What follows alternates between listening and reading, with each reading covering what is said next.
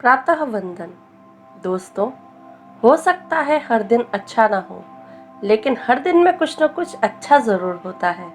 बस इसी आशा के साथ कि यदि सुबह सुखद व मंगलमयी हो तो पूरा दिन भी उत्साहवर्धक व प्रसन्नतापूर्ण व्यतीत होता है। मैं वंदिनी आप सभी का स्वागत करती हूँ अपने YouTube चैनल में। दोस्तों, जीवन सदैव अपनी खुशियों, अपने सुख, संपन्नता इत्यादि को हासिल करने का नाम नहीं। आप अपनी सुख सुविधाओं को अर्जित करने में पूरी जिंदगी लगा देते हैं, फिर भी वह खुशी, संतुष्टि नहीं मिलती जो किसी ज़रूरतमंद की सहायता करने के बाद मिलती है। समाज सेवा की भावना, देश प्रेम की भावना, देशभक्ति की भावना, दुख में पीड़ित लोगों की सहायता करने की भावना, यह सभी कार्य व्यक्तियों की निशानी है। संसार में परोपकार ही मात्र वह गुण है जिससे मनुष्य में सुख की अनुभूति होती है। पर प्लस उपकार अर्थात दूसरों के लिए किया गया कार्य ही परोपकार कहलाता है। मनुष्य वही है जो दूसरों के काम आए। अपने लिए तो सभी जीते हैं, लेकिन जीवन उसी का सफल है जो दूसरों की भलाई करे। परोपकारी मानव के हृदय में शांति तथा सुख का निवास होता है। इससे हृदय में उदारता की भावना पनपती है। संतों का हृदय नवनीत के समान होता है। उसमें किसी के प्रति द्वेष तथा ईर्ष्या नहीं होती। परोपकारी सदैव दूसरों के दुख सुख में सहभागी होते हैं। उनके हृदय में कटुता की भावना नहीं होती एवं समस्त पृथ्वी ही उनका परिवार होती है। परोपकार की महत्वता को समझाते हुए संस्कृत में भी कई सुभाषित रचित किए गए हैं। उनमें से प्रमुख है परोपकाराय फलन्ति वृक्षाः, परोपकाराय वहन्ति नद्यः, परोपकाराय दुहन्ति गावः, परोपकारार्थम इदं शरीरम। अर्थात परोपकार के लिए वृक्ष फल देते हैं, नदियाँ परोपकार के लिए ही बहती हैं और गाय परोपकार के लिए ही दूध देती हैं। अर्थात यह शरीर भी परोपकार के लिए ही है। इसी तरह पिबन्ति नद्यः स्वयमेव न अम्भः, स्वयं न खादन्ति फलानि वृक्षाः, नादन्ति सस्य खलु परिवाः, परोपकाराय सतां विभूतयः। नदियाँ स्वयं अपना जल नहीं पीती, वृक्ष स्वयं अपने फल नहीं खाते। सत्पुरुषों का जीवन परोपकार के लिए ही होता है। इसी संदर्भ में हमारे परम पूज्य महर्षि व्यास ने भी दो बातें कही हैं। अष्टदशा पुराणानां सारं व्यासेन कीर्तितम्, परोपकारः पुण्याय पापाय परपीडनम्। अर्थात कीर्ति स्वरूप 18 पुराणों के सार के रूप में महर्षि व्यास ने सिर्फ दो बातें ही कही हैं। पहला, उपकार करना पुण्य है और किसी को दुख देना पाप। एक प्रचलित कहावत भी है, परहित सरिस धर्म नहीं भाई, पर पीड़ा सम नहीं अधिकारी। अर्थात यदि आप पाप करते हैं तो आप दूसरों के दिल को दुख पहुंचाते हैं, लेकिन यदि आपकी इच्छा है पुण्य कमाने की तो दूसरों के हित के लिए कार्य करना शुरू कर दीजिए। यहाँ तक कि हमारे परम प्रिय भगवान विष्णु ने भी अनेकों अवतार लिए हैं दूसरों का दुख हरण करने के लिए। परोपकृति कैवल्य तौलित्वा जनार्दनः, गुर्विम उपकृतिम मृत्वा ही अवतारानां दशाग्रहीतम्। भगवान विष्णु ने परोपकार और मोक्ष पद दोनों को जब तोलकर देखा तो परोपकार का पहला ज़्यादा झुका हुआ दिखाई दिया। इसीलिए परोपकारार्थ उन्होंने 10 अवतार लिए और अपने प्रत्येक अवतार में उन्होंने विभिन्न रूपों में विभिन्न लोगों का उपकार किया। दोस्तों, चेतन ही नहीं अपितु अचेतन जगत भी परोपकार में लीन दिखाई देता है। प्रकृति, वनस्पति, विभिन्न प्राणी सभी अपने अपने अनुसार परोपकार के लिए कार्य करते हैं। वृक्षों पर फल आने पे वे झुक जाते हैं। पानी से भरे बादल आकाश में नीचे आते हैं। अच्छे लोग समृद्धि से गर्वित नहीं होते, किंतु परोपकार का स्वभाव रखते हैं। वे समर्थ होते हुए दूसरों के हित के लिए कार्य करते हैं। मेघ परोपकार के लिए ही जल ढोते हैं।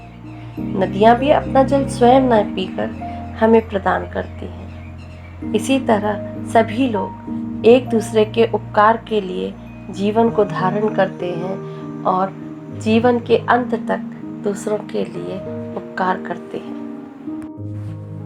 परोपकारी मानव किसी बदले की भावना अथवा प्राप्ति की आशंका से किसी के हित में रत नहीं होते, बल्कि इंसानियत के नाते दूसरों की भलाई करते हैं। सर्वे भवन्तु सुखिनः, सर्वे सन्तु निरामया, इसके पीछे भी परोपकार की भावना ही निहित है।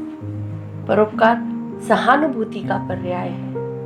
परोपकार आंतरिक सुख का अनुपम साधन है। हमें स्व की संकुचित भावना से ऊपर उठाकर पर के निमित्त बलिदान करने के लिए प्रेरित करता है। इस हेतु धरती अपने प्राणों का रस संचित करके हमारी उदर पूर्ति करती है। मेघ पृथ्वी को जल प्रदान करते हैं।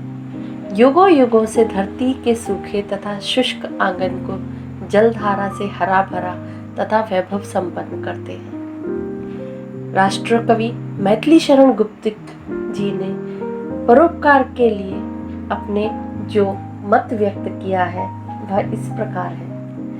यही पशु प्रवृत्ति है कि आप ही चरे, वही मनुष्य है कि जो मनुष्य के लिए मरे।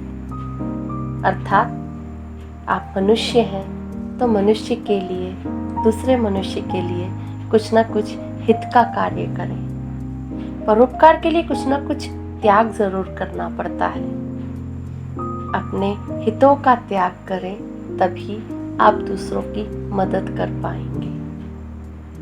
यदि हम प्राचीन इतिहास पर दृष्टि डालें तो हमें अनेक उदाहरण मिलते हैं, जिनसे हमें ज्ञात होता है कि किस तरह हमारे यहाँ लोगों ने परोपकार के लिए अपने धन संपत्ति तो क्या, अपना राजपाट, घर द्वार और आवश्यकता पड़ने पर अपनी देह का त्याग भी कर दिया। महर्षि दधीच के उस अवदान को हम कैसे भूल सकते हैं, जिन्होंने देवताओं की रक्षा के लिए अपने प्राण सहर्ष ही न्यौछावर कर दिए, अर्थात उनकी हड्डियों से वज्र बनाया, जिससे वत्रासुर राक्षस का वध हुआ। राजा शिवी भी ऐसे ही परोपकारी हुए। उन्होंने कबूतर के प्राणों की रक्षा के लिए भूखे बाज को अपने शरीर का मांस काट काट कर दे दिया। हम भी छोटे छोटे कार्य करके अनेक प्रकार से परोपकार कर सकते हैं। भूखों को रोटी खिलाकर, भूले भटके को राह दिखाकर, अशिक्षितों को शिक्षा देकर, असमर्थ व्यक्ति को सड़क पार कराकर, प्यासे को पानी पिलाकर, अबला तथा कमजोरों की रक्षा करके, धर्मशाला, शरणार्थी इत्यादि बनवाकर परोपकार किया जा सकता है। परोपकार की महिमा अपरंपार है। परोपकार से आत्मिक व मानसिक शांति मिलती है। परोपकारी मनुष्य मरकर भी अमर रहता है। दानवीर कर्ण, भगवान बुद्ध, महावीर स्वामी, गुरु नानक, महर्षि दयानंद, विनोबा भावे आदि अनेक महापुरुष इसके उदाहरण रहे हैं। परोपकार के द्वारा सुख, शांति, स्नेह, सहानुभूति आदि गुणों से मानव जीवन परिपूर्ण हो सकता है। सच्चा परोपकार वही है जो कर्तव्य समझकर किया गया हो। वर्तमान समय में जब पूरा विश्व कोरोना जैसी महामारी से ग्रसित हो रहा है, हमारे तमाम डॉक्टर्स, नर्सेस, अन्य पैरामेडिकल स्टाफ, पुलिस, आर्मी, विभिन्न विभागों के सदस्य, सफाई कर्मचारी एवं अन्य कई स्वयंसेवी संस्थाओं के कार्यकर्ताओं ने मिलकर लाखों लोगों को बचाया है। साथ ही कई लोगों जो कि कंटिन्यूअस लॉकडाउन और आर्थिक परेशानियों से ग्रसित थे, उन्हें राहत सामग्री, भोजन, पैसे इत्यादि उपलब्ध कराएं। कई ऐसे लोग भी सामने आए जिन्होंने प्रत्यक्ष या परोक्ष रूप से अपने बल पर ही लाखों लोगों को सहायता प्रदान की है। हमारा शत शत नमन उन सभी कर्मवीर योद्धाओं के लिए है जिन्होंने अपना सहयोग प्रदान किया है। इन सभी योद्धाओं ने हमारी भारतीय संस्कृति की मूल भावना परोपकार को दुनिया के समक्ष रखा है। दया, प्रेम, अनुराग, करुणा एवं सहानुभूति आदि के मूल में परोपकार की भावना ही निहित है। बहुत ही प्रसिद्ध प्रार्थना की 2 लाइनों के साथ मैं अपनी वाणी को यहीं विराम दूंगी। हम न सोचे हमें क्या मिला है, हम ये सोचे किया क्या है अर्पण। फूल खुशियों के बांटे सभी को, सबका जीवन ही बन जाए मधुबन। अपनी करुणा का जल तो बहा के कर दे पावन हर एक मन का कोना।